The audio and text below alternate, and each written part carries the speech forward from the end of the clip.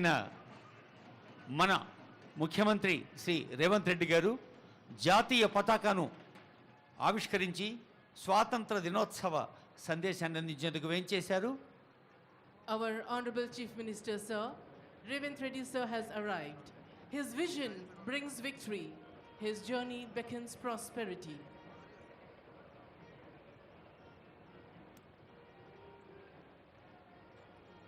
తెలంగాణ వ్యాప్తంగా రైతు లోకానికి రైతు స్వరాజ్యం అన్న గౌరవనీయులైన ముఖ్యమంత్రి వర్యులు అదిగో జాతీయ పతాకావిష్కరణ.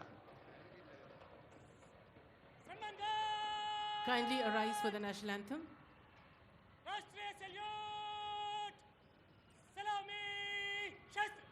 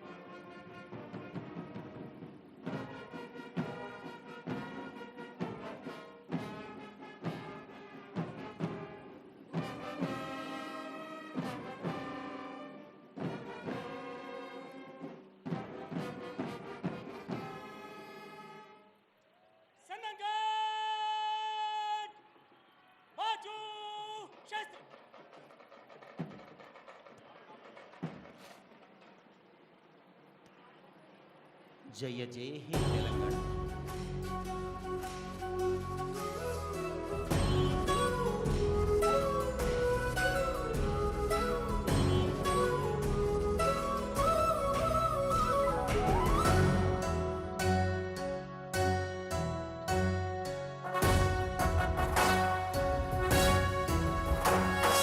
జయ జయ హే తెలంగాణ జననీ జయ కేతనం ముకోటి గొంతుకలు ఒక్కటైన చేతనం తరతరాల చరిత గల తల్లి నీరాజనం పద పదాన నీ పిల్లలు ప్రణమిల్లిన శుభతరుణం. జయ తెలంగాణ జయ జయ తెలంగాణ జయ తెలంగాణ జయ జయ తెలంగాణ.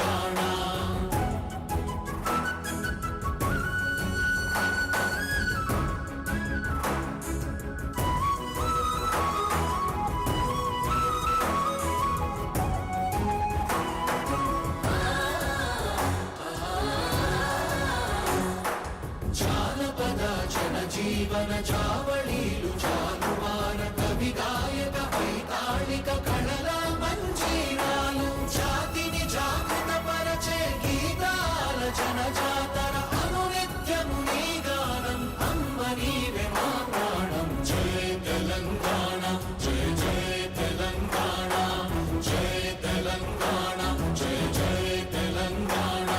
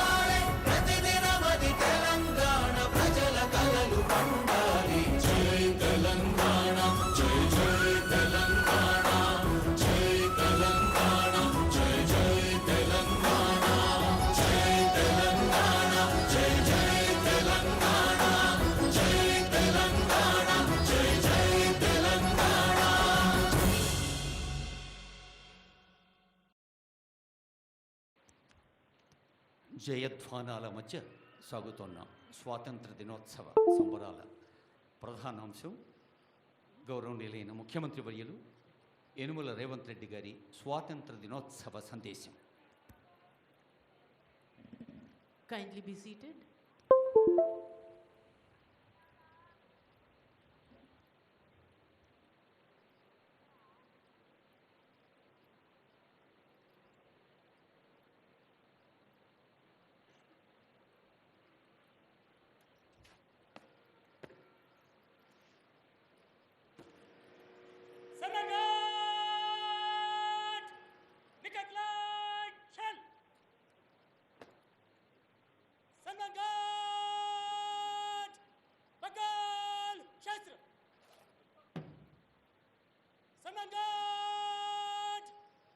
तेरी कॉलम में बाएं चल, बाएं फुट।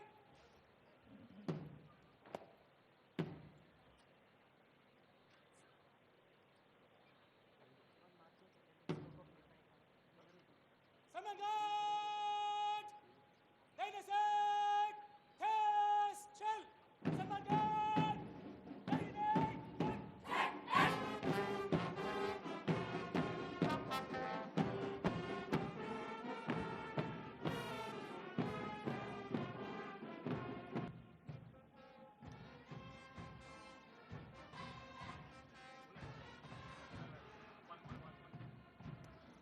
గౌరవ వందన బృందానికి ధన్యవాదాలు, శుభాకాంక్షలతో అదిగో పాఠశాల విద్యాశాఖ, మైనారిటీ గురుకుల విద్యాలయాలు, ప్రభుత్వ బాలికోన్నత పాఠశాల గోల్కొండ విద్యార్థిని బృందం వేంచేస్తున్నారు ముద్దు ముద్దుగా.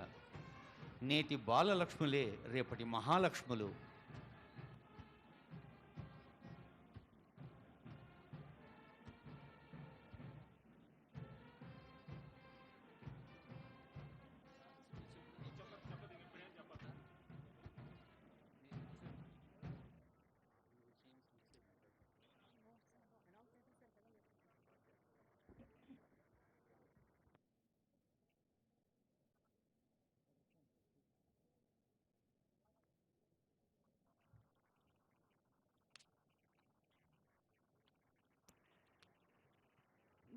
గౌరవనీయులైన ముఖ్యమంత్రి గారి స్వాతంత్ర దినోత్సవ సందేశం.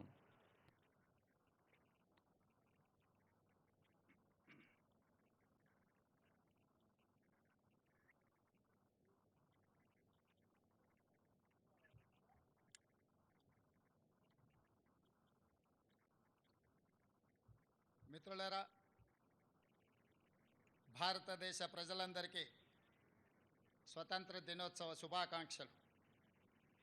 బ్రిటిషు బానిస సంఖ్యలు తెంచి స్వేచ్ఛావాయువులు పీల్చుకునే ఈరోజు మనందరికీ పర్వదినం. మన దేశ అస్తిత్వాన్ని, ఆత్మగౌరవాన్ని మువ్వన్నెల జెండాగా సగర్వంగా ఎగరేసిన ఈరోజు దేశ చరిత్రలో సువర్ణ అక్షరాలతో లిఖించదగ్గ రోజు.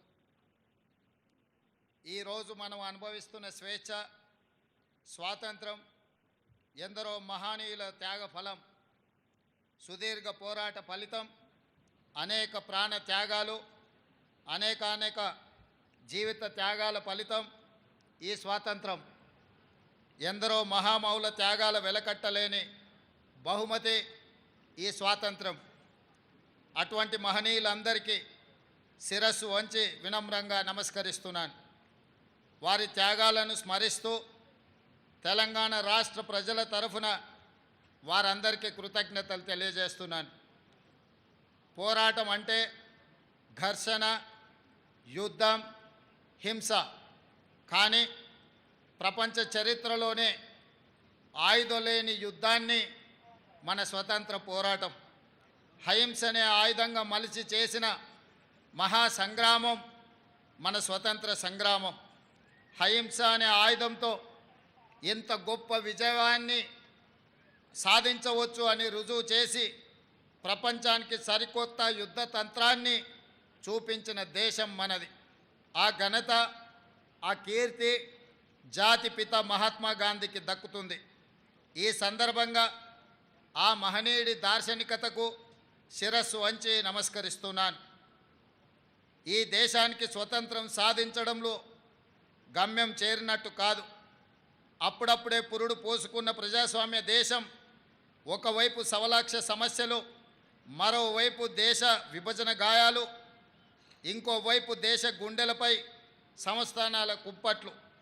ఈ పరిస్థితిలో ప్రజాస్వామ్య దేశంగా భారత్ నిలకుదొక్కుకోవడానికి బలమైన పునాదులు వేసి ఆధునిక భారతావనిగా అవతరించడానికి అవసరమైన ప్రణాళికలు రచించి కార్యాచరణ ప్రకటించి సగర్వంగా, సమున్నతంగా ఈ దేశాన్ని నిలబెట్టాల్సిన బృహత్తర బాధ్యత నాటి కాంగ్రెస్ పార్టీ నాయకత్వ భుజాలపై ఉండింది. అజాగ్రత్తగా ఉన్న, అలసత్వం వహించిన, రాజనీతి లోపించిన, దూరదృష్టి కొరవడిన నేడు మనం ఉన్న ఈ భారతదేశం ఒక కలగానే మిగిలిపోయేది. శతాబ్దాల దోపిడీ అణిచివేతల తర్వాత స్వతంత్రానంతరం 1947లో అధికారం చేపట్టే నాటికి అంతా శూన్యం. చేతులు కాళ్ళు కూడదీసుకొని ఒక్కొక్క వ్యవస్థను ఏర్పాటు చేసుకొని పారదర్శక ప్రజాస్వామ్య పాలన అందించాల్సిన బాధ్యత నాటి నాయకత్వంపై పడింది. తొలి ప్రధాని పండిత్ జవహర్లాల్ నెహ్రూ వంటి గొప్ప మానవత్వవాది దార్శనికుడి కారణంగా భారతదేశం ఈనాడు ఒక వైభవోపేత వైజ్ఞానిక దేశంగా పారిశ్రామిక శక్తిగా ఎదగగలిగింది అని చెప్పక తప్పదు. పంచవర్ష ప్రణాళికలు రచించి ఈ దేశానికి వ్యవసాయ పారిశ్రామిక అభివృద్ధి అన్నవి రెండు కళ్ళు అని నమ్మి ఆ దిశగా తొలి అడుగులు వేయించిన దార్శనికుడు పండిట్ నెహ్రూ గారు. ఆయన ప్రారంభించిన సాగునీటి ప్రాజెక్టులను మనం ఈరోజు ఆధునిక దేవాలయాలుగా పిలుచుకుంటున్నాం. ఈ దేశంలో కోట్లాది ఎకరాలు పంటలతో పచ్చ తోరణాన్ని కట్టుకుంటున్నాయి అంటే దానికి కారణం నెహ్రూ ప్రారంభించిన సాగునీటి ప్రాజెక్టులే.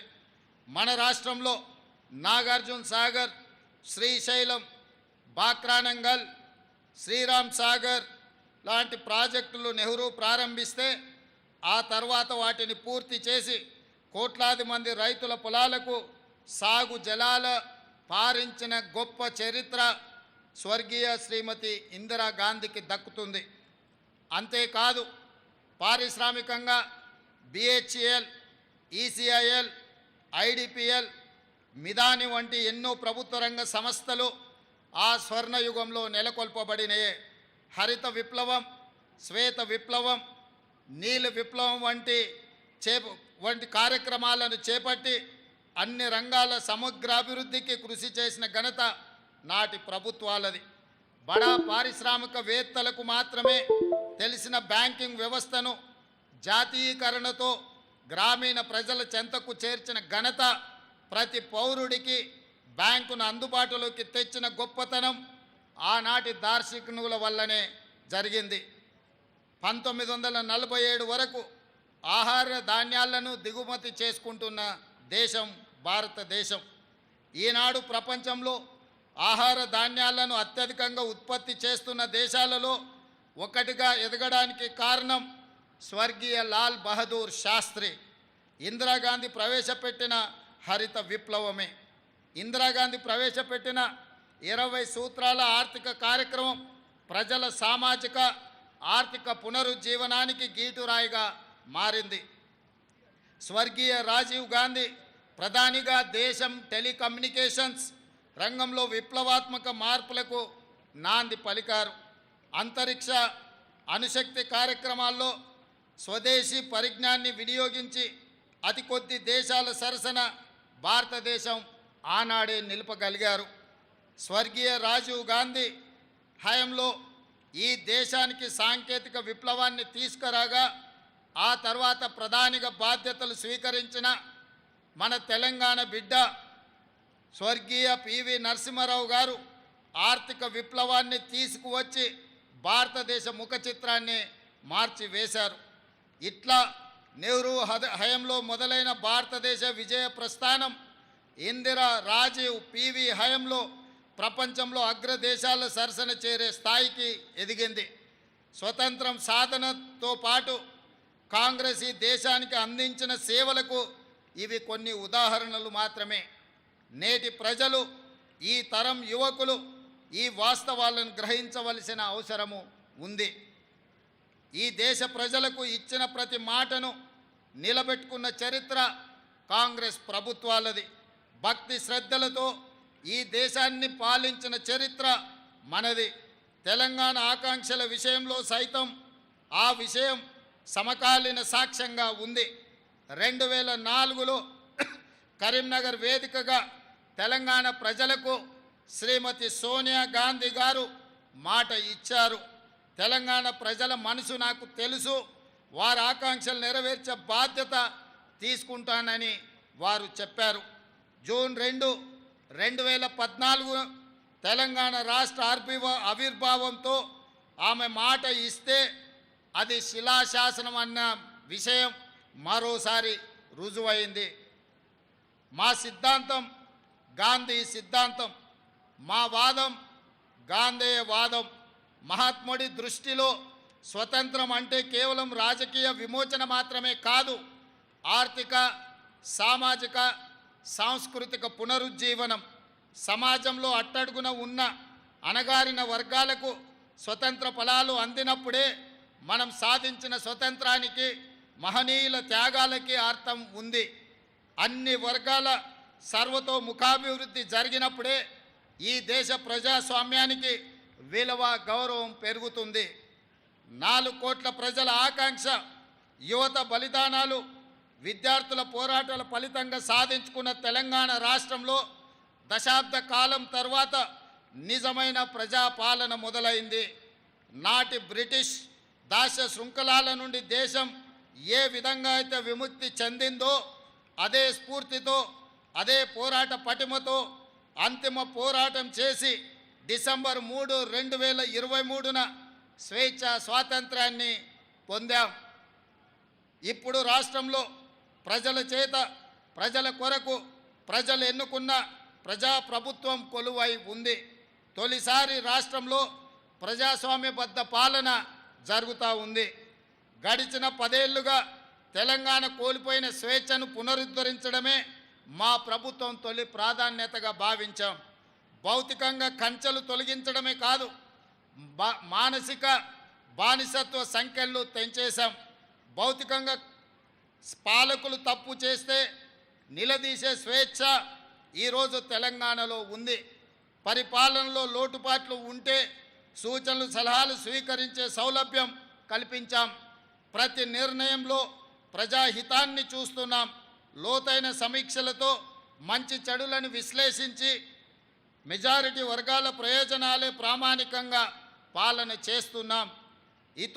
ఇంతటి వ్యవస్థలో లోటుపాట్లు ఉండవచ్చు. మా నిర్ణయాలలో తప్పు జరిగితే సరిదిద్దుకుంటున్నాం.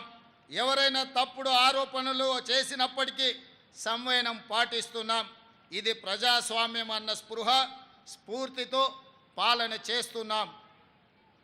ఎన్నికల సందర్భంలోనే చెప్పాం, మేము అధికారంలో వస్తే రాష్ట్రంలో 7వ గ్యారంటీగా ప్రజాస్వామ్యాన్ని పునరుద్ధరిస్తామన్నాం. ఈరోజు అక్షరాల అది చేసి చూపిస్తున్నాం. ఇచ్చిన మాట ప్రకారం ప్రజాపాలన సాగిస్తున్నాం. ప్రజలందరికీ సామాజిక న్యాయం, సమాన అవకాశాలు కల్పించాలన్నది మా ప్రభుత్వం యొక్క లక్ష్యం. రాష్ట్ర ఆవిర్భావానికి దశాబ్ద కాలం పూర్తయిన సందర్భంగా ఇటీవలనే దశాబ్ది వేడుకలను ఘనంగా జరుపుకున్నాం. ఈ ఉత్సవాల సందర్భంగా అమరుల ఆశయాలు, ప్రజల ఆకాంక్షలు నెరవేర్చే దిశగా సాంస్కృతిక పునరుజ్జీవనం, ఆర్థిక పునరుజ్జీవనానికి సంబంధించి ప్రభుత్వం కీలక నిర్ణయాలు తీసుకుంది. తెలంగాణ సాధించుకొని దశాబ్ద కాలమైన రాష్ట్ర గీతం లేని పరిస్థితి మొన్నటి వరకు ఉన్నది. ప్రముఖ ప్రజాకవి అందరిశ్రీ రాసిన జయ జయ హే తెలంగాణ గీతాన్ని రాష్ట్ర గీతంగా ప్రకటించి ఆ లోటును భర్తీ చేశాం. తద్వారా సాంస్కృతిక పునరుజ్జీవనానికి నాంది పలికాం. తెలంగాణ రాష్ట్ర పేరును సూచించే సంక్షిప్త అక్షరాల విషయంలో టీఎస్ స్థానంలో టీజీని ప్రభుత్వం పునరుద్ధరించింది. ఇది ప్రజల యొక్క ఆకాంక్ష. మా ప్రభుత్వం అధికారం చేపట్టే నాటికి రాష్ట్ర ఆర్థిక వ్యవస్థ విధ్వంసమై ఉంది. గత 10 సంవత్సరాలలో తెలంగాణ రాష్ట్ర ప్రభుత్వ అప్పు దాదాపు 10 రెట్లు పెరిగింది. రాష్ట్ర ఆవిర్భావ సమయంలో 75,577 కోట్ల రూపాయల అప్పుగా ఉన్న గత ఏడాది డిసెంబర్ నాటికి దాదాపు 7 లక్షల కోట్ల రూపాయలకు చేరింది. దీనిపై శ్వేతపత్రం కూడా విడుదల చేశాం. దయానీయ స్థితిలో ఉన్న రాష్ట్ర ఆర్థిక వ్యవస్థకు స్వస్థత చేకూర్చడం కోసం ఆర్థిక పునరుజ్జీవనం అవసరమని భావించాం. ఆ దిశగా రాష్ట్ర అప్పులను రీస్ట్రక్చర్ చేయించే ప్రయత్నంలో ఉన్నాం. ఇటీవల అమెరికా పర్యటనలో ప్రపంచ బ్యాంకు అధ్యక్షుడితో సమావేశమయ్యాం. తక్కువ వడ్డీలతో రాష్ట్ర అభివృద్ధికి అవసరమైన నిధులు సమకూర్చుకునే అంశంపై మా మధ్య సానుకూల చర్చలు జరిగాయని చెప్పుకోవడానికి సంతోషిస్తున్నాను. గతంలో మాదిరిగా అధిక వడ్డీలతో అప్పులు తెచ్చి రాష్ట్ర ప్రజల నెత్తిన మోయలేని భారం మోపే పనులను మేము చేయబోము. ఆర్థిక అవరోధాలు ఉన్నా ప్రతి ఇంట సౌభాగ్యాన్ని నింపాలనే మహాసంకల్పంతో రూపొందించిన అభయ హస్తం హామీలన్నీ తూచా తప్పకుండా అమలు చేసే ప్రయత్నం చేస్తున్నాం. ప్రభుత్వంలో మేము కుదురుకోక ముందే, ఆర్థిక పరిస్థితిని అంచనా వేసుకోక ముందే హామీ ఇచ్చిన 6 గ్యారెంటీలలో 2 గ్యారెంటీల అమలును ప్రారంభించిన ఘనత ఈ ప్రజా ప్రభుత్వానిది. బాధ్యతలు స్వీకరించిన 48 గంటల్లోనే 2 గ్యారెంటీలను అమలు ప్రారంభించి చరిత్ర సృష్టించాం. ఆడబిడ్డలకు తొలి ప్రాధాన్యత ఇస్తూ ఆర్టీసీలో ఉచిత ప్రయాణ సౌకర్యాన్ని కల్పించాం. ఈ పథకం ద్వారా జూలై ఆఖరు నాటికి మహిళలకు 2,351 కోట్ల రూపాయలు ఆదా చేయగలిగామని సగర్వంగా చెప్పగలను.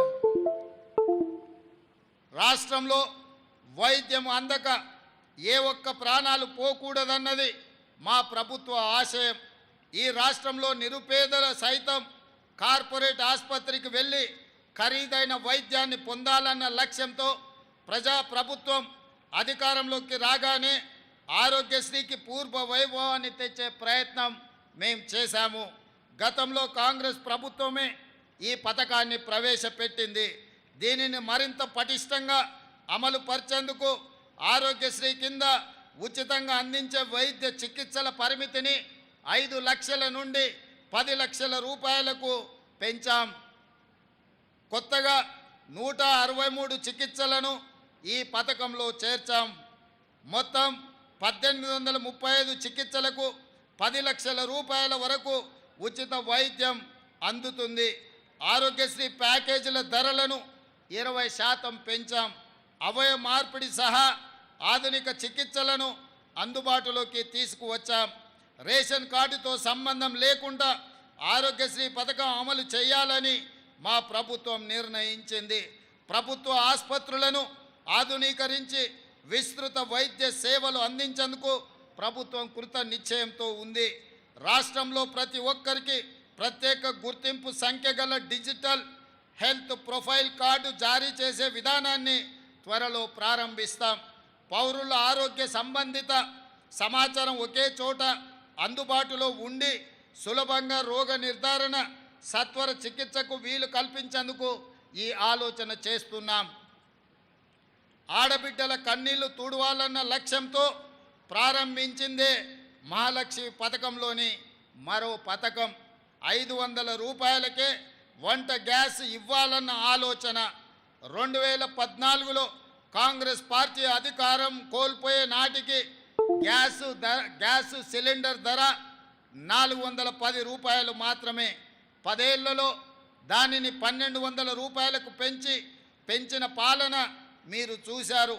అందుకే తిరిగి సిలిండర్ ధరను 500 రూపాయలకే ఇవ్వాలన్న సంకల్పంతో ఈ కార్యక్రమాన్ని ఈ ఏడాది ఫిబ్రవరి 27న ప్రారంభించాం.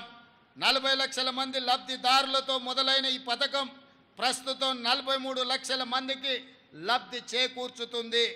సబ్సిడీ కింద లబ్ధిదారులు ఉపయోగించిన 61,77,933 సిలిండర్లకు గాను 204 కోట్ల రూపాయలను ప్రజా ప్రభుత్వం చెల్లించింది.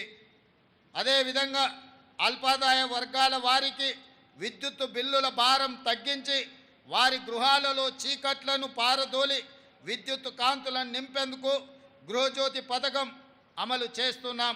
200 యూనిట్ల కంటే తక్కువ విద్యుత్ వాడే ప్రతి ఇంటికి ఉచిత వెలుగులు పంచుతున్నాం. ఈ పథకాన్ని 2024లో ప్రారంభించాం. ప్రజాపాలన సేవా కేంద్రాల ద్వారా దరఖాస్తులు స్వీకరించి అర్హులైన వారందరికీ ఈ పథకం వర్తింపచేస్తున్నాం. ప్రస్తుతం 46,19,236 మంది లబ్ధిదారులకు ఈ పథకం ద్వారా లబ్ధి పొందుతున్నారు. అదేవిధంగా ఎన్నికల మేనిఫెస్టోలో పేర్కొన్న విధంగా పేద బడుగు వర్గాల సొంత ఇంటి కల నెరవేర్చేందుకు ఇందిరమ్మ ఇండ్లు పేరుతో నూతన గృహ నిర్మాణ కార్యక్రమాన్ని ప్రారంభించాం. భద్రాద్రిలో పరమ పవిత్రమైన శ్రీరాముని సన్నిధిలో ఈ కార్యక్రమానికి శ్రీకారం చుట్టాం. ఈ పథకం ద్వారా ప్రతి నియోజకవర్గంలో కనీసం 3,500 ఇళ్ల చొప్పున ఈ ఆర్థిక సంవత్సరంలో 4,50,000 ఇళ్ల నిర్మాణం లక్ష్యంగా పెట్టుకున్నాం. ఈ పథకం కింద పేదల ఇల్లు కట్టుకోవడానికి 5 లక్షల రూపాయలు ప్రభుత్వం ఉచితంగా చెల్లిస్తుంది. అదేవిధంగా మిత్రులారా, మా ప్రభుత్వ ఎజెండాలో వ్యవసాయ రంగం అత్యంత ప్రాధాన్యత అంశంగా ఉంది.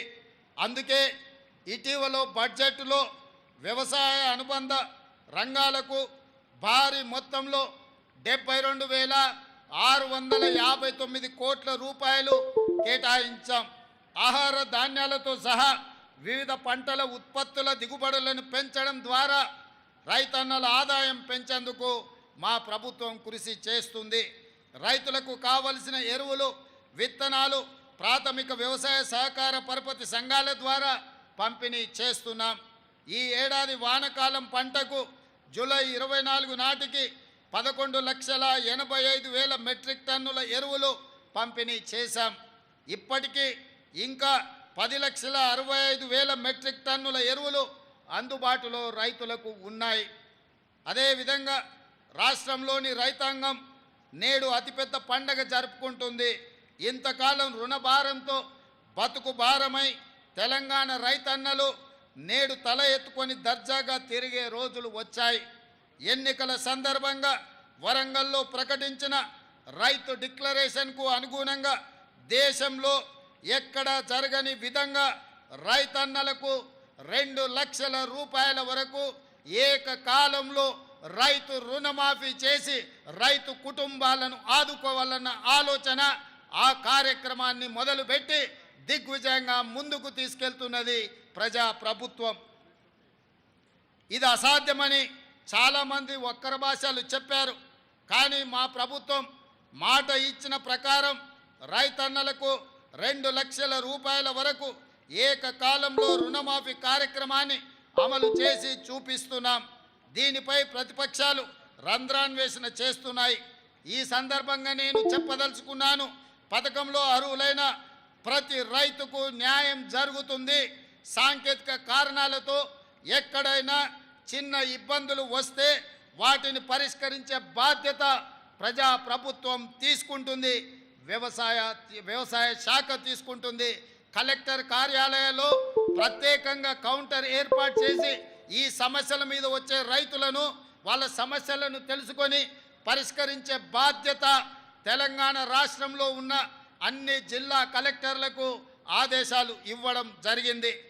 తొలి దశలో 1,00,000 రూపాయల వరకు ఉన్న రుణమాఫీ సొమ్ము 6,035 కోట్ల రూపాయలను జూలై 18న నేరుగా రైతు ఖాతాలలో ప్రభుత్వం జమ చేసింది. దీనివల్ల 11,34,000 మంది రైతన్నలు రుణ విముక్తి పొందారు.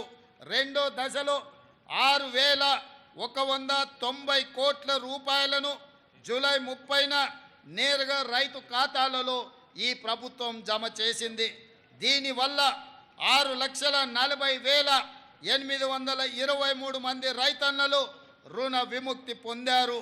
కాగా 2 లక్షల రూపాయల వరకు గల రుణాలను ఈరోజు మాఫీ చేసుకోవడం ద్వారా ఒక అద్భుత ఘట్టాన్ని మనం ఆవిష్కరించుకోబోతున్నాం. దేశానికి స్వతంత్రం వచ్చిన రోజే తెలంగాణ రైతుకు ఆర్థిక స్వతంత్రం వచ్చిందని ఘనంగా చెప్పుకునే రోజు ఈ రోజు. ఈ కార్యక్రమంతో మా జన్మ ధన్యమైందని మేము భావిస్తున్నాం. ఎందుకంటే దేశానికి పట్టెడు అన్నం పెట్టే అన్నదాత సుఖ సంతోషాలతో ఉంటే దేశం సుభిక్షంగా ఉంటుందని మేము ప్రగాఢంగా విశ్వసిస్తున్నాం. అందుకే 31,000 కోట్ల రూపాయలు వెచ్చించి రైతులను రుణ విముక్తుల్ని చెయ్యాలని ప్రజా ప్రభుత్వం నిర్ణయం తీసుకోవడం జరిగింది. రైతు బాగుంటేనే రాష్ట్రం బాగుంటుందని విశ్వసించే ప్రభుత్వం మాది. అర్హులైన రైతులందరికీ రైతు భరోసా పథకాన్ని ఎకరానికి 15,000 రూపాయల చొప్పున అందించాలన్నది మా ప్రభుత్వం యొక్క సంకల్పం. గతంలో అమలు జరిగిన రైతు బంధు పథకం కింద ఎకరాకు ప్రతి సంవత్సరానికి 10,000 రూపాయలు మాత్రమే ఇచ్చారు. అది కూడా అనర్హులకు, సాగులో లేని భూమి యజమానులకు, రియల్ ఎస్టేట్ వ్యాపారులకు కూడా లబ్ధి చేశారు. దీనివల్ల ప్రభుత్వ ధనం దుర్వినియోగం కావడమే తప్ప రైతు ప్రయోజనాలు నెరవేరలేదు. మా ప్రభుత్వం రైతు భరోసా పథకాన్ని సక్రమంగా అమలు చేయాలన్న లక్ష్యంతో విధి విధానాలను రూపొందిస్తుంది. దీనికోసం ప్రభుత్వం మంత్రివర్గ ఉపసంఘాన్ని నియమించింది. ఈ ఉపసంఘం రాష్ట్ర వ్యాప్తంగా పర్యటించి రైతులు, రైతు కూలీ సంఘాలు, అదేవిధంగా మేధావుల నుంచి అభిప్రాయాలను సేకరించింది. వాటిని పరిగణలోకి తీసుకొని విధి విధానాలు రూపొందించి త్వరలో రైతు భరోసా పథకాన్ని ప్రారంభించుకోబోతున్నామని తెలియజేయడానికి నేను చాలా సంతోషిస్తున్నాను. మన రాష్ట్రంలో వరి సాగు చాలా విస్తీర్ణంగా జరుగుతుంది. కానీ పండిన పంటకు సరైన గిట్టుబాటు ధర రాక రైతన్నలు తీవ్రంగా నష్టపోతున్నారు. రాష్ట్రంలో సన్న రకం వరి ధాన్యం సాగును ప్రోత్సహించేందుకు క్వింటాలుకు 500 రూపాయల బోనస్ చెల్లించాలని నిర్ణయించాం. దీనికి 33 రకాల వరి ధాన్యాలను గుర్తించాం. రైతులకు గిట్టుబాటు ధరను కల్పిస్తూ కొనుగోలు కేంద్రాల ద్వారా ధాన్యం కొనుగోలు చేస్తున్నాం. రైతు సౌకర్యార్థం మొన్నటి రబీ సీజన్లో ధాన్యం సేకరణ కేంద్రాలను సంఖ్య 7,178కి పెంచాం. రైతుల నుంచి కొనుగోలు చేసిన ధాన్యానికి 48 గంటల్లోనే చెల్లింపులు చేస్తూ వస్తున్నాం. వ్యవసాయానికి 24 గంటల ఉచిత విద్యుత్తును అందిస్తున్నాం. నకిలీ విత్తనాల అక్రమార్కులపై మా ప్రభుత్వం ఉక్కు పాదంతో అణిచివేస్తుంది. అదేవిధంగా రైతులకు పంటల బీమా పథకం వర్తింపజేయడానికి ఈ సంవత్సరం నుంచి ఫసల్ బీమా యోజన పథకంలో చేరాలని నిర్ణయించాం. ఈ పథకం కింద రైతుల తరఫున బీమా ప్రీమియాన్ని ప్రభుత్వమే చెల్లిస్తుంది. రైతులకు పైసా ఖర్చు లేకుండా పంటలకు పూర్తి భద్రత కలుగుతుంది. ఈ పథకం ద్వారా రైతులకు ఆధునిక సాంకేతిక విధానాలు, పంటల దిగుబడికి సంబంధించిన శాస్త్రీయ పద్ధతులు తెలియజేయడానికి రైతు నేస్తం కార్యక్రమాన్ని మా ప్రభుత్వం ప్రారంభించింది. ఉద్యాన పంటల సాగు, ఆయిల్ ఫామ్ సాగుకి ప్రభుత్వం ప్రోత్సాహకాలు అందిస్తుంది. అదేవిధంగా భూమి లేని రైతు కూలీలు దుర్భర జీవితాలు గడుపుతున్నారు. రోజు కూలీ చేసుకుంటూ కూలీ దొరకని నాడు కుటుంబాలను పోషించలేక ఇబ్బందులు పడుతున్నారు. వారిని ఆదుకోవడం కోసం భూమి లేని ప్రతి నిరుపేద రైతు కూలీకి సంవత్సరానికి 12,000 రూపాయల ఆర్థిక సాయాన్ని ఈ ఏడాది నుంచే మా ప్రభుత్వం అందించనుంది. ఇది చాలా సంతోషకరమైన సందర్భం. అదేవిధంగా మిత్రులారా, రైతుల పాలిట శాపంగా మారిన ధరణి సమస్యలపై మా ప్రభుత్వం ప్రత్యేక దృష్టి సారించింది. ధరణి అమలులో అవకతవకలు, లోపభూయిష్ట విధానాల కారణంగా రైతులకు ఎంతో కష్టం కలుగుతుంది. ధరణిలో అనేక అవకతవకలు జరిగినట్టుగా గుర్తించాం. ధరణి సమస్యల పరిష్కారానికి 2024 మార్చి 1 నుండి 15 వరకు స్పెషల్ డ్రైవ్ నిర్వహించాం. ధరణిలో సమస్యల పరిష్కారం చేయలేని ఉంటే సదరి దరఖాస్తులను తిరస్కరిస్తే దానికి గల కారణాలను తప్పకుండా నమోదు చేసేలా ప్రభుత్వం చర్యలు చేపడుతుంది. పెండింగ్లో ఉన్న ధరణి దరఖాస్తులను తక్షణం పరిష్కరించాలని కలెక్టర్లకు ఆదేశాలు ఇచ్చాం. భూ సమస్యల పరిష్కారానికి సరికొత్త సమగ్ర చట్టాన్ని తీసుకురావాలని ప్రభుత్వం భావిస్తున్నది. నేరం రూపం మార్చుకుంది. సైబర్ నేరాలు, డ్రగ్స్ మహమ్మారి సమాజాన్ని పట్టి పీడిస్తున్నాయి. ఈ నేరాల వల్ల వ్యక్తులు కాదు, మొత్తం జాతే నిర్వీర్యమయ్యే ప్రమాదం పొంచి ఉంది. ఇది ఆందోళనకరమైన అంశం. మన పిల్లల భవిష్యత్తుకు సంబంధించిన విషయం. అందుకే రాష్ట్రంలో డ్రగ్స్ మాట వినపడకూడదని కనపడకూడదని కఠినమైన నిర్ణయాలను మా ప్రభుత్వం తీసుకుంటున్నది. డ్రగ్స్ నియంత్రణ నివారణకు జీరో టాలరెన్స్ పద్ధతిని మా ప్రభుత్వం అనుసరిస్తున్నది. తెలంగాణ మాదక ద్రవ్య నిరోధక సంస్థ టీజీ న్యాప్ బలోపేతం చేశాం. సైబర్ మోసాలు నేరాల బారిన పడిన వారికి సత్వర సహాయం అందించేందుకు 1930 పేరుతో 24 గంటలు పనిచేసే కాల్ సెంటర్ని ఏర్పాటు చేశాం. రాష్ట్రంలో విద్యా వ్యవస్థను మెరుగుపరచడానికి త్వరలో విద్యా కమిషన్ను ఏర్పాటు చేయాలని మా ప్రభుత్వం నిర్ణయించింది. అంగన్వాడీలను ప్రీ ప్రైమరీ స్కూల్స్గా మార్చబోతున్నాం. ప్రాథమిక పాఠశాలలు మొదలు విశ్వవిద్యాలయాల వరకు నాణ్యమైన విద్యా బోధన, నైపుణ్య శిక్షణ, ఉపాధి కల్పనకు ఒక మిషన్ మోడ్లో పని చేయాలని మా ప్రభుత్వం నిర్ణయించింది. పాఠశాలలు తెరిచిన రోజే పిల్లలందరికీ యూనిఫారాలు, పాఠ్య పుస్తకాలను అందజేశాం. అమ్మ ఆదర్శ పాఠశాలల ద్వారా మౌలిక వసతులు కల్పిస్తున్నాం. 65 ప్రభుత్వ ఐటీఐలను టాటా సంస్థ సహకారంతో నైపుణ్య కేంద్రాలుగా మారుస్తున్నాం. ఎస్సీ, ఎస్టీ, బీసీ, మైనారిటీ విద్యార్థుల కోసం ప్రతి నియోజకవర్గంలో ఒకే ఆవరణలో 20 నుంచి 25 ఎకరాల స్థలంలో ఇంటిగ్రేటెడ్ మోడల్ స్కూళ్లను నిర్మించబోతున్నాం. ఇది ఎస్సీ, ఎస్టీ, బీసీ, మైనారిటీ విద్యార్థుల జీవితాలలో వెలుగు నింపబోతుంది. వాళ్ళకు ఉజ్వల భవిష్యత్తును రాష్ట్ర ప్రభుత్వం ఇవ్వబోతుందన్న విషయాన్ని సగర్వంగా తెలంగాణ ప్రజలకు నేను తెలియజెప్పదలుచుకున్నాను. ఇటీవలనే మిత్రులారా బేగర్ కంచె ముచ్చర్ల దగ్గర రంగారెడ్డి జిల్లాలో యంగ్ ఇండియా స్కిల్స్ యూనివర్సిటీకి శంకుస్థాపన చేసుకున్నాం. తెలంగాణ విద్యా రంగంలో ఇదొక విప్లవాత్మక మలుపు కాబోతుంది. మన పిల్లల కొలువులకు ఇది ఒక వేదికగా మారబోతుంది. సరికొత్త నైపుణ్యాలతో ఉపాధికి గ్యారంటీ ఇవ్వబోతుంది.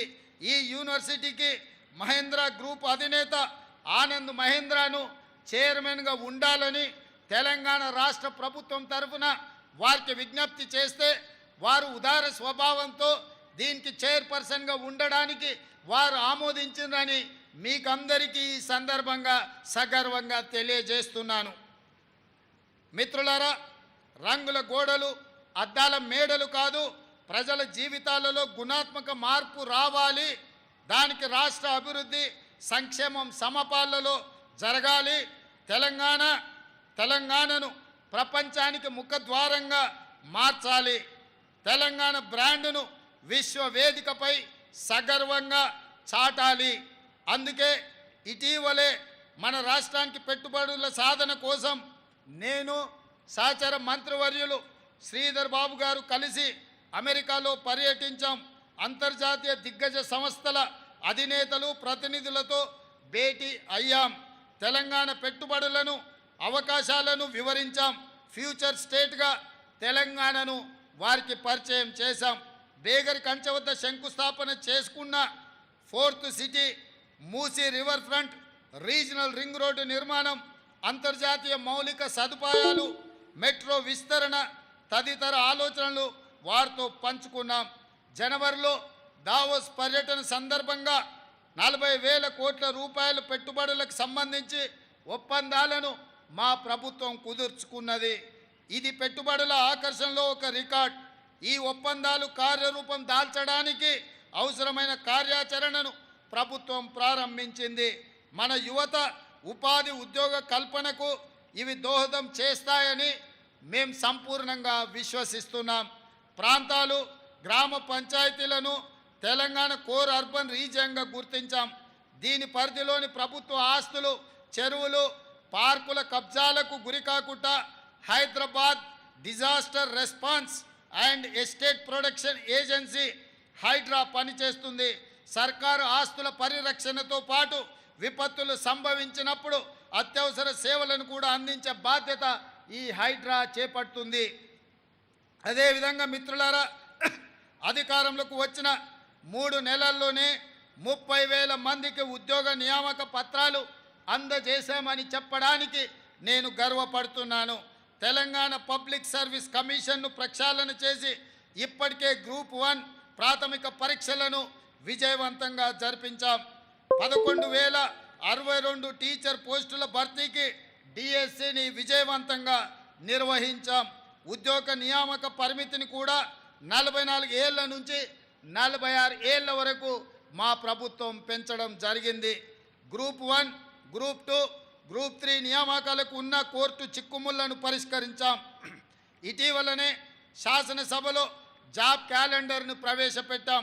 దాని ప్రకారం పోటీ పరీక్షలు నిర్వహించి ప్రతి ఏటా ఉద్యోగ ఖాళీలు భర్తీ చేయబోతున్నాం.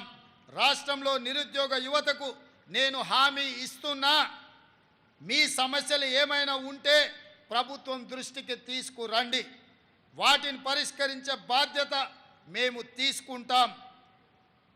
చెప్పుడు మాటలు విని మీ భవిష్యత్తును చెడగొట్టుకోవద్దు. ఎవరు ఉద్యోగాల కోసమో మీ జీవితాలను బలి చేసుకోవద్దు.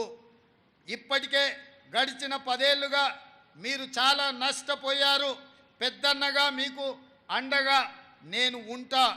సింగరేణి సహకారంతో రాజీవ్ గాంధీ సివిల్స్ అభయహస్తం కింద సివిల్స్లో ప్రాథమిక పరీక్షను విజయవంతంగా పూర్తి చేసిన అర్హులైన తెలంగాణ యువతకు ₹1,00,000 వంతున ఆర్థిక సహాయం అందించాలని మా ప్రభుత్వం నిర్ణయించింది.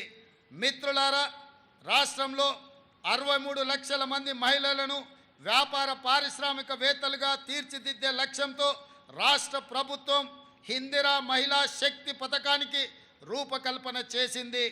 స్త్రీ నిధి ఏర్పాటు, బ్యాంకులతో అనుసంధానం ద్వారా మహిళలకు ₹1,00,000 కోట్ల ఆర్థిక సహాయాన్ని అందించాలని లక్ష్యంగా పెట్టుకున్నాం. మహిళలకు ఆసక్తి ఉన్న రంగాలలో వృత్తి నైపుణ్య శిక్షణ ఇప్పించి బ్రాండింగ్, మార్కెటింగ్లో మెలకువలు నేర్పించే సౌకర్యాలు కల్పిస్తున్నాం. ఇందిరా మహిళా శక్తి పథకంలో భాగంగా రుణ బీమా పథకాన్ని కూడా గత మార్చి నుంచి అమలు చేస్తున్నాం.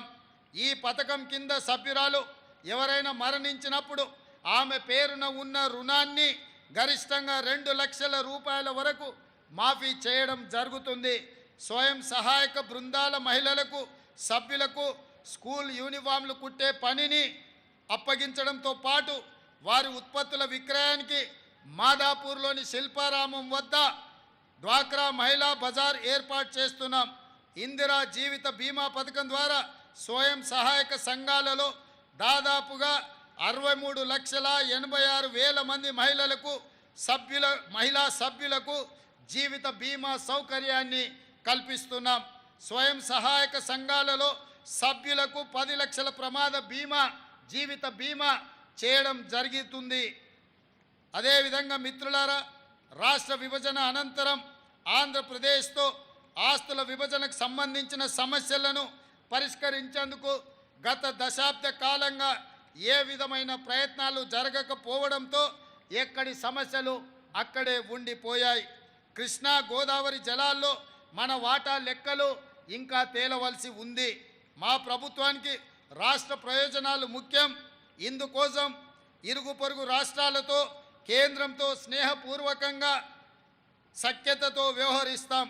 రాష్ట్ర విభజనానంతరం అపరిష్కృతంగా మిగిలిపోయిన సమస్యలను సత్వరంగా పరిష్కరించుకోవడానికి ఇటీవల ఆంధ్రప్రదేశ్ ముఖ్యమంత్రితో జరిపిన చర్చలు త్వరలో మంచి ఫలితాలను ఇస్తాయని మా ప్రభుత్వం భావిస్తుంది. ఇది ప్రజా ప్రభుత్వం, ప్రతి ఒక్కరి ప్రభుత్వం. స్వేచ్ఛకు ప్రాధాన్యత ఇస్తూ, ప్రజాస్వామ్య విలువలను గౌరవిస్తూ, సంక్షేమానికి పెద్దపీట వేస్తూ విశ్వ వేదికపై తెలంగాణను సగర్వంగా నిలిపే పాలన శక్తి వంచన లేకుండా కృషి చేస్తామని హామీ ఇస్తూ, దీనికి ప్రతి ఒక్కరూ సహకరించాలని కోరుతూ మరొక్కసారి అందరికీ స్వతంత్ర దినోత్సవ శుభాకాంక్షలు. మిత్రులారా, చివరగా రాష్ట్రానికి పెట్టుబడుల సాధన కోసం జరిపిన అమెరికా, దక్షిణ కొరియా పర్యటన విజయవంతమైంది. 19 అగ్రశ్రేణి కంపెనీలతో చర్చలు జరిపాం. 31,532 కోట్ల పెట్టుబడుల ఒప్పందాలు జరిగాయి. తద్వారా 30,750 మందికి నేరుగా ఉద్యోగ అవకాశాలు లభించే అవకాశం ఉంది. తెలంగాణను ఫ్యూచర్ సిటీగా ప్రపంచానికి పర్యటన ద్వారా పరిచయం చేశాము. ఇదొక గొప్ప ముందడుగు. భవిష్యత్తులో తెలంగాణ మరిన్ని ఉన్నత శిఖరాలను చేరుతుందని రైతులు, యువత, మహిళలు, వృద్ధులు, ఉద్యోగులు, వ్యాపారులు సకల జనులతో సుఖశాంతులతో శోభిల్లే తెలంగాణగా మార్చేందుకు ప్రభుత్వం పాలన అందిస్తుందని హామీ ఇస్తూ మీ అందరికీ స్వతంత్ర దినోత్సవ శుభాకాంక్షలు, ధన్యవాదాలు తెలియజేస్తున్నాను. జై Telangana. His vision brings victory. His journey beckons prosperity. Steering Telangana from impossible to possible, taking Telangana to the epitome of excellence. Agriculture to health, education to drug-free Telangana, women empowerment, laying roads for social justice, equity and equality, the mission continues. Thank you, Honorable Chief Minister, sir, for the illustrious address. ఉత్తమ సేవలందించిన police అధికారులకు medals బహూకరణ నిర్వహిస్తారు శ్రీమతి Apoorva Rao APS. వారు ఆర్టీసీలో జేడీగా సేవలందిస్తున్నారు. శ్రీమతి అపూర్వ madam.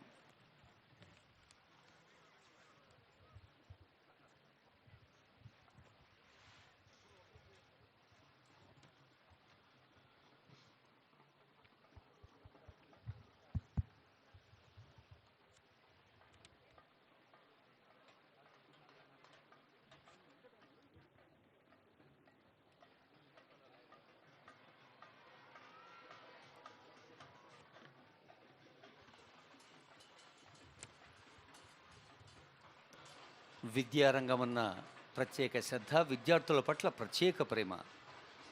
ఇందాకే అనుకున్నాం, ఈ చిన్నారి తల్లులు బాలలక్ష్ములు రేపటి తెలంగాణకు మహాలక్ష్ములై కొత్త శోభనిస్తారు.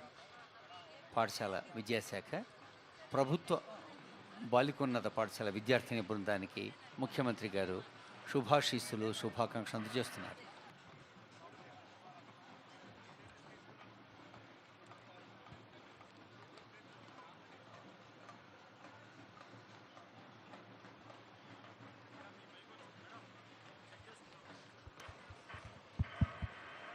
కళాకారులకు ధన్యవాదాలు. ఇప్పుడు పోలీస్ అధికారులకు గౌరవనీయులైన ముఖ్యమంత్రి గారు medals బహూకరిస్తారు. Awardees of President's Police Medal for Meritorious Services, Dr. Anil Kumar IPS, Additional Director General SPF, Hyderabad.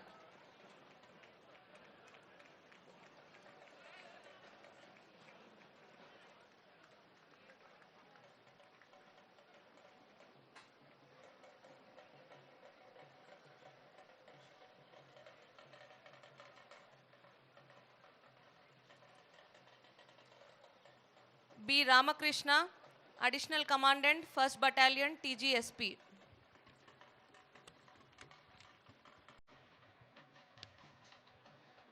Awardees of Indian Police Medal for Meritorious Services,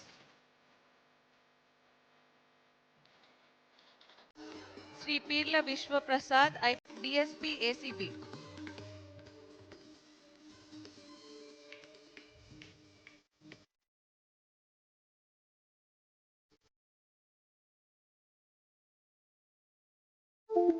Sri P. Narsimha Rao, ACP Miapur, Hyderabad.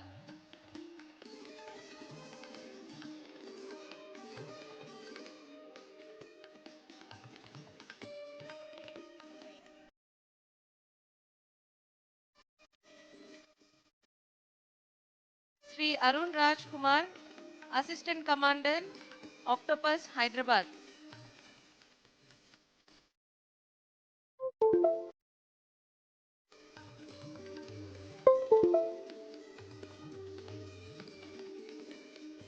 Sri Mamilla Sridhar Reddy, DSP Kodad, Suryapet.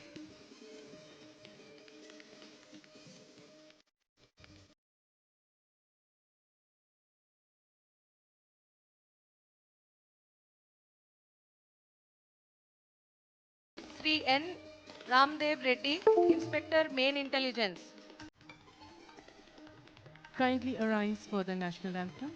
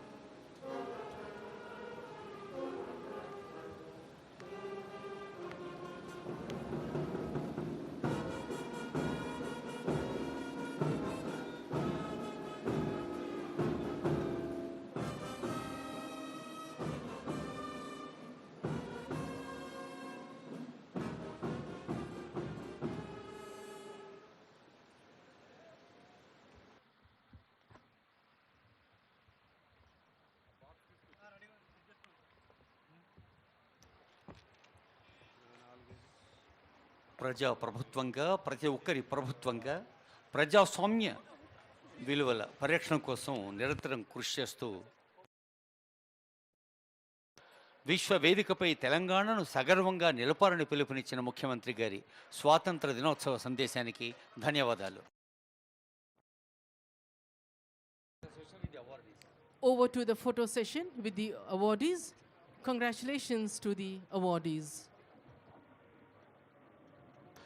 భాషా సాంస్కృతిక శాఖ రాష్ట్ర వ్యాప్తంగా 1000 మందికి మించిన కళాకారులను ఆహ్వానించింది. ఒగ్గుడోళ్ళు, బోనాలు, కోలాటం, గుస్సాడి, కొమ్ముకోయ, జానపద, గిరిజన, దక్కని కళారూపాల కళాకారులందరూ స్వాతంత్ర దినోత్సవ పండుగలకు కొత్త అందాలు తీసుకొచ్చారు. కళాకారులకు ధన్యవాదాలు. మీ కళారూప విన్యాసాల్ని ప్రదర్శించండి, ప్రజల మెప్పు పొందండి.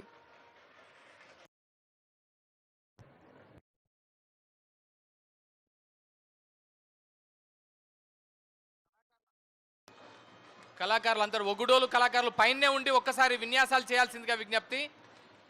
పేరిణి కళాకారులు, ఒగ్గుడోలు కళాకారులు, డప్పులు, కొమ్ముకోయ, గుస్సాడి, లంబాడి అందరూ అక్కడే పైనే ఉండి తమ ప్రదర్శన చేయాల్సిందిగా విజ్ఞప్తి. ఇప్పుడే కిందికి దిగకూడదు, పైనే ఉండి తమ కళా ప్రదర్శన చేయాల్సిందిగా విజ్ఞప్తి.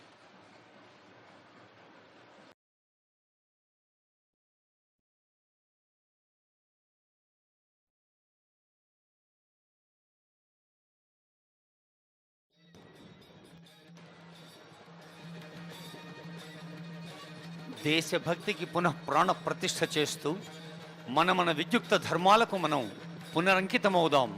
భారత స్వాతంత్ర దినోత్సవ సందర్భాన దేశ వికాసం కోసం, రాష్ట్ర ప్రగతి కోసం ప్రతి పౌర బాధ్యతను మరింత పవిత్రంగా గుర్తుంచుకుందాం. విశ్వ వేదికపై తెలంగాణను అగ్రభాగాన నిలుపుదామన్న ముఖ్యమంత్రి గారి సందేశాన్ని, స్ఫూర్తిదాయక మాటల్ని ఆచరణ బాటలుగా మలుద్దాం. కార్యక్రమంలో పాల్గొన్న ఎందరో మహానుభావులు అందరకు రాష్ట్ర ప్రభుత్వం పక్షాన హృదయపూర్వక ధన్యవాదాలు, నమస్కారాలు.